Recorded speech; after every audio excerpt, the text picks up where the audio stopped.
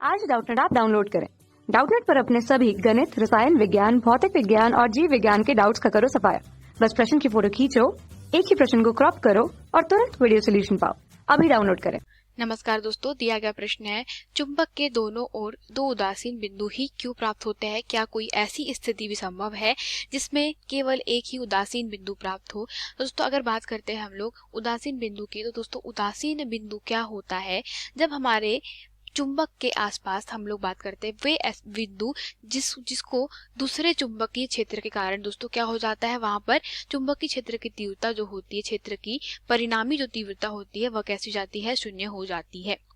ठीक है, परिणामी तीव्रता शून्य हो जाए उसे क्या कहते हैं दोस्तों? उस बिंदु को उदासीन बिंदु कहते हैं। मतलब क्या है दोस्तों कहने का कि मान ले कि हमारी यह चुंबक है, ठीक है, और इस चुंबक को ऐसे क्षेत्र में रखा गया है जहां पर दूसरा चुंबकीय क्षेत्र भी आरोपित हो रहा है।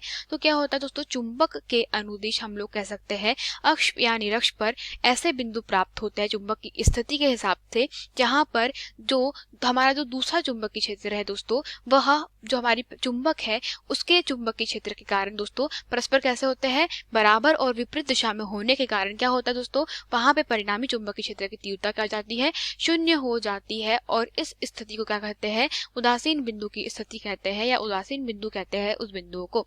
तो यहाँ पर दोस्तों एक चित्र है जिसमें क्या रखी गई है? एक चुंबक रखी, आप देख सकते हैं चुंबक रखी गई है, और उसको कैसे रखा गया है? इस चुंबक को पृथ्वी के भौगोलिक चुंबकीय क्षेत्र की दिशा में रखा गया है। अब बात करते हैं दोस्तों पृथ्वी के चुंबकीय क्षेत्र की। पृथ्वी का चुंबकीय क्षेत्र होता है भौगोलिक उत्तर से लेकर के भौगोलिक दक्षिण की ओर, जैसा कि आप चित्र में देख सकते हैं, नीचे से ऊपर की ओर। ठीक है, अब यहाँ पर दोस्तों हमने क्या किया है? हमारी चुंबक को पृथ्वी के भौगोलिक चुंबक के दिशा में रखा गया है, अर्थात चुंबक का उत्तरी भौगोलिक चुंबक की उत्तर की दिशा में है। इस स्थिति में दोस्तों चुंबक से निकलने वाली चुंबकीय रेखाएं जो हो जाएगी, कैसी जाएगी? चुंबक के बाहर उत्तर से दक्षिण की ओर।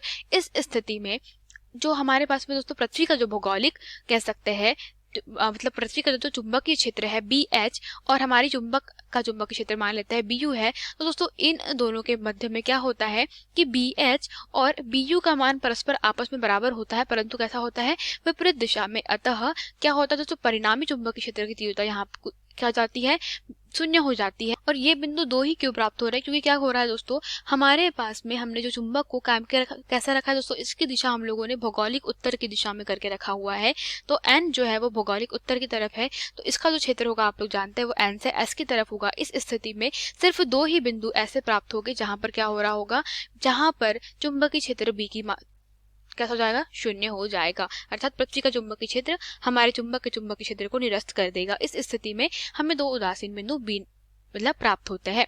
ठीक है, और चूंकि दोस्तों अगर मान ले कि यह कैसे रखी है, चुंबक NS की दिशा में रखी गई, या आप क्या कर दे, चुंबक को विपरीत कर दे दोस्तों, S से N की तरफ भी कर दे, तो उस दिशा में भी क्या होगा दोस्तों, हमें दो उदासीन बिंदु ही प्राप्त होंगे। अब बात करते हैं ऐसी परिस्थिति जिसमें केवल एक ही उदासीन बिंदु प्राप्त करते हैं। तो दोस्तों यह नीचे जो एक चित्र है आप इसमें देखिए क्या किया गया है, दो परस्पर बराबर और मतलब जो बराबर चुंबकीय क्षेत्र वाली क्या रखी गई है, दो हमारे पास में चुंबक है, जिसकी दोनों अगर हम लोग बात करें चुंबकीय अक्ष की, तो दोनों की चुंबकीय अक्ष कैसे है? एक दूसरे के समांतर है और कुछ कम दूरी पर रखी गई है। इस स्थिति में क्या होगा दोस्तों कि आप देख सकते हैं हमारी पहली चुंबक का जो उत्तरी है वो दूसरी चुंबक के दक्षिणी पे है, और दूसरी चुंबक का दक्षिणी हमारे पहले के उत्तरी पर है। तो यहाँ पर आप देख सकते हैं कि उल्टा कॉम्बिनेशन बन गया है। ठीक है, मतलब चुंबक को कैसे रख दिया है? परस्पर विपरीत करके रख दिया है।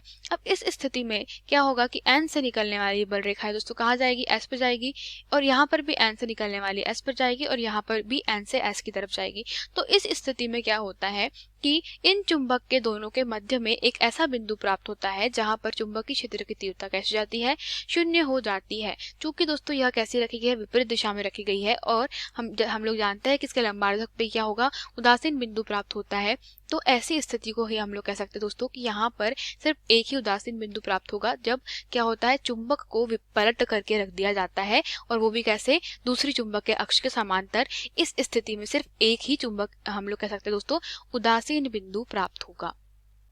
ठीक है, तो यही हमारे प्रश्न का उत्तर था। धन्यवाद।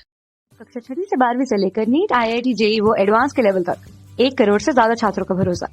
आज ही डाउनलोड करें डाउटनेट ऐप या व्हाट्सएप करें अपने सारे डाउट्स 8400 400 400 पर।